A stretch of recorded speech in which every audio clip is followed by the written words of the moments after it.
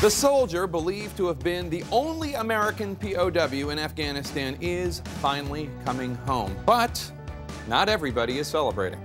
I'm Jake Tapper. This is The Lead. The world lead. 5 members of the Taliban freed from Gitmo to get back a single American. Critics say the U.S. just put a new going rate on the heads of American soldiers. And why are some of Bergdahl's comrades saying he wasn't worth it? The national lead. Explosive materials allegedly found in his San Francisco home. What was he planning? Well, the FBI is anxious to ask him, but they got to find him first, and they need your help. And the politics lead. You know the zip code, you know the stars who live there, but did you know there's a political battle going on in Beverly Hills right now that is as insane as any reality show? Good afternoon, everyone. Welcome to The Lead. I'm Jake Tapper. We'll begin with the world lead. After 5 years in enemy hands, Sergeant Bo Bergdahl is currently listed in stable condition at a U.S. military hospital in Germany. Bergdahl is a free man today, thanks to the behind-the-scenes maneuvering that set up a prisoner trade with the Taliban, which caused a lot of controversy back home. Events moved fast, and there was fear until the very last minute that something could go wrong. In recent days, U.S. and Taliban negotiators put the pieces of the deal in place. In the final hours before the swap, American Special Operations Forces made the unusual move of communicating directly with the Taliban, according to a U.S. official. U.S. commandos secretly flew to a point near the Afghan-Pakistan border for the trade. While helicopter gunships, planes, and drones scoped the area, a single U.S. helicopter landed. The American troops inside, armed to the teeth. They found there 18 Taliban waiting for them, along with Sergeant Bo Bergdahl. The moment Bergdahl had waited 5 years for had finally arrived. Bergdahl was able to walk, according to a U.S. official. The Americans quickly confirmed his identity, hustled him onto the chopper, and booked it. The exchange took maybe 30 seconds. Inside the chopper, Bergdahl wrote the initials SF. It was too loud to speak. SF, asking if these men were special forces. Yes, they responded. And they'd been looking for him for a very long time. It was then that we're told that Bergdahl finally broke down. Now, simultaneously, on the other side of the world, at the U.S. prison in Guantanamo Bay, Cuba, guards were ordered to hand over 5 Taliban detainees to officials from the country of Qatar, who were acting as middlemen in a prisoner swap. Handing these 5 Taliban over, a decision that is not sitting well with many of the president's critics.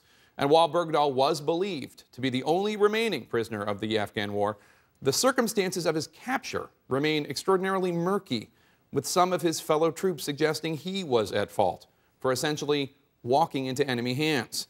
Now, while the ordeal for Bergdahl's long-suffering loved ones is coming to an end, many of his fellow soldiers do not believe he should get a hero's welcome back home. A good day. Yes, it's a good day.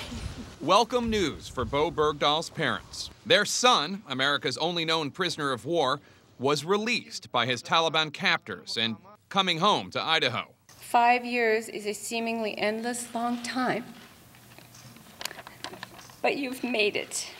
But new details coming to light about how Bergdahl's freedom was both lost and regained complicate any planned ticker tape parades. These are the faces of 5 mid to high level Taliban prisoners smiling as they are released from Guantanamo Bay to Qatar in exchange for Bergdahl. Though trading for hostages or prisoners of war is not unprecedented in American history, this latest swap has opponents. You've sent a message to every al-Qaeda group in the world that says that there is some value they didn't have before. The Obama administration defends the deal. The United States of America does not leave our men and women in uniform behind, ever. Bergdahl is currently in Germany, where his physical and mental health are the priorities. One of his first tasks is relearning English. I hope your English is coming back, and I want you to know that I love you. I'm proud of you. I'm so proud of your character. His parents' joy notwithstanding, more than a dozen soldiers who served with Bergdahl call him a deserter. They tell CNN he purposely left the observation post. An Afghan child told some of them he saw an American soldier that morning walking by himself. On NBC's Meet the Press Sunday, Defense Secretary Chuck Hagel deferred questions about how Bergdahl came to be in enemy hands. I'm not surprised that there are still questions, and until we get the facts exactly what the condition of Sergeant Bergdahl is, we can't go much further in speculating. Soldiers on the ground at the time tell CNN that insurgents were able to take advantage of the massive military undertaking to try to rescue Bergdahl, with IEDs placed more effectively and ambushes more calculated. At least 6 Americans were killed in that effort over the following weeks, troops on the ground tell CNN. Staff Sergeant Clayton Bowen, Private First Class Morris Walker, Staff Sergeant Kurt Curtis, Second Lieutenant Darren Andrews, Private First Class Matthew Martinick, Staff Sergeant Michael Murphy. For their parents, this moment will never come. Bob and Janny, today families across America sharing the joy that I know you feel. Many soldiers are furious. The Facebook page, Bo Bergdahl is Not a Hero, was started by one of Bergdahl's former squad leaders. It has nearly 6,000 members. A petition to punish Bergdahl for going AWOL was started hours after his release. People who served with Bergdahl want answers, if not a court-martial for desertion. But defense officials tell CNN that the sergeant will likely not face punishment. Instead, he may be promoted to staff sergeant later this month. For 5 years, the soldiers who served with Bergdahl largely stayed silent about his disappearance and the efforts to find him. Many of them had been asked by the military to sign non-disclosure agreements about the matter, but now that he's free, they are coming forward to talk regardless of the consequences. Let's bring in former Army Sergeant Josh Corder. Josh, good to see you. You served with Bergdahl in Blackfoot Company, 2nd Platoon in Afghanistan, and you were recently discharged from the military. Emails reported by the late Michael Hastings in Rolling Stone in 2012 say that Bergdahl, emails to his parents, was telling people he no longer supported the U.S. effort in Afghanistan. He wrote to his parents, quote, "I have seen their ideas about his commanding officers, and I am ashamed to even be American. The horror of the self-righteous arrogance that they thrive in, it is all revolting." He said that he was embarrassed to be an American. Did he ever express anything like that to you personally? Yes, Jake. Pretty much as soon as we had gone to Afghanistan and things started to turn a little bit harder for all of us, he immediately started separating himself away from us, and everyone in the platoon had started gravitating more towards the Afghan soldiers. Did he ever say that he didn't support the effort in the war anymore to you? I didn't hear it directly out of his mouth, but I did hear very often people talking about it. I think I overheard a conversation once where he was talking to someone on the phone about it. He just always was trying to spread that word to people. He was never really happy about it. Why do you think he left the observation post that morning? I mean, honestly, I think he just wanted to go on an adventure without having anybody to answer to, without having anything to worry about. He wanted to be able to go out and see Afghanistan for himself without, you know, the Army stopping him or having to tell him what to do. I think he was just trying to, you know, go on an adventure.